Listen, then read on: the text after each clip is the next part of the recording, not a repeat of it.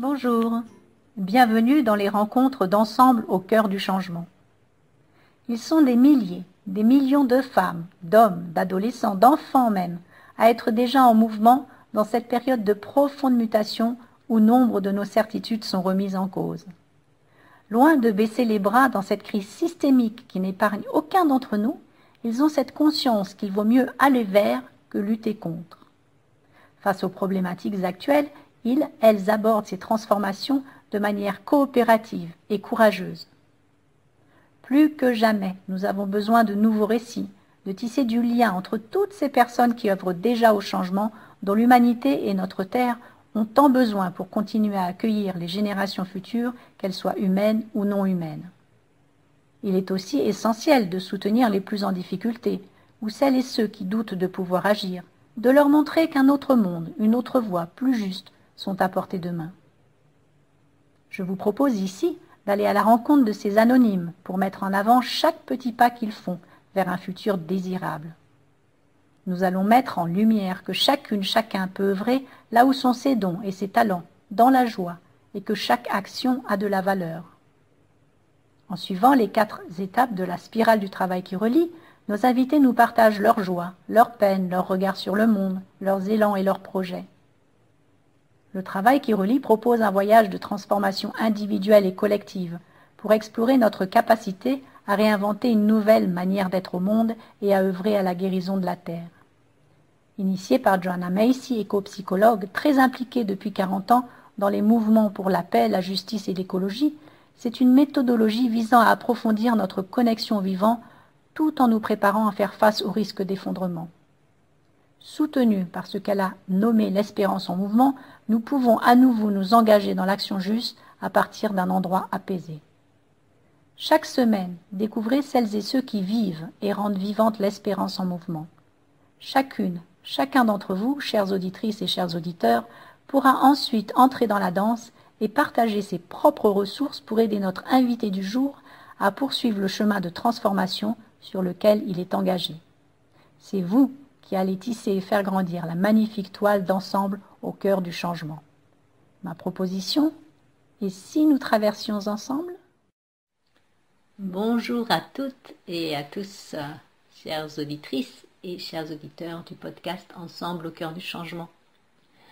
Vous vous demandez peut-être pourquoi aujourd'hui, c'est à nouveau moi, l'initiatrice du podcast, qui prend la parole.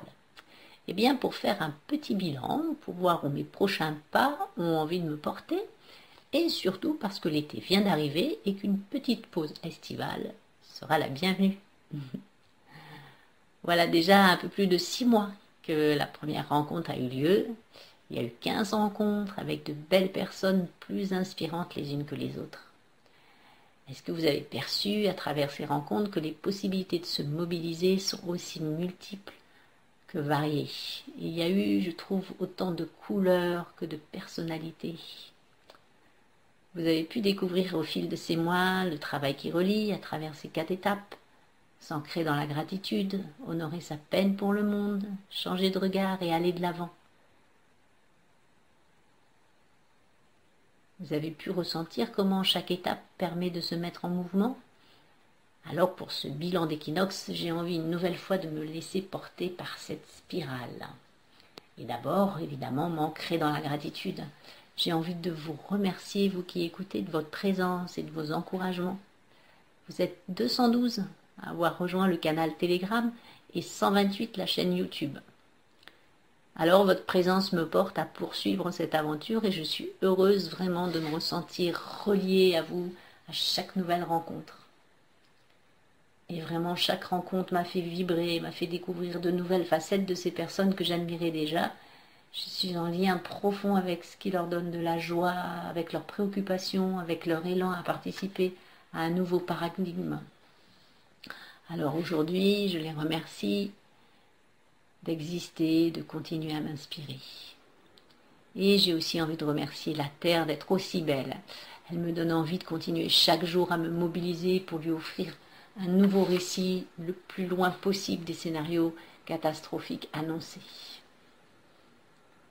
Je continue aussi à reconnaître et à honorer ma peine pour le monde parce que oui, j'ai besoin d'espace où il m'est possible de déposer ce qui m'inquiète et me fait peur. Mon sentiment d'urgence, il est bien présent, même si j'ai intégré cette notion de temps long qui est si importante à Joanna Macy. Je fais partie d'un tout, il y a eu un avant, il y aura un après. Mais je ressens surtout aujourd'hui à quel point il est difficile de se mobiliser et surtout de le rester dans le temps.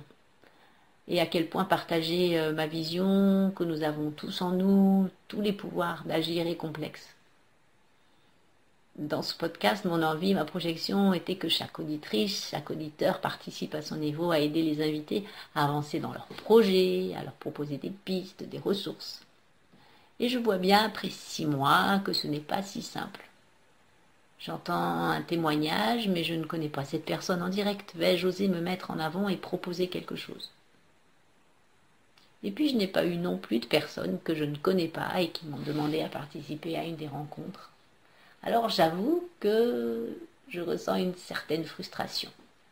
J'ai bien le au cœur du changement, mais pas encore le ensemble tel que je le conçois.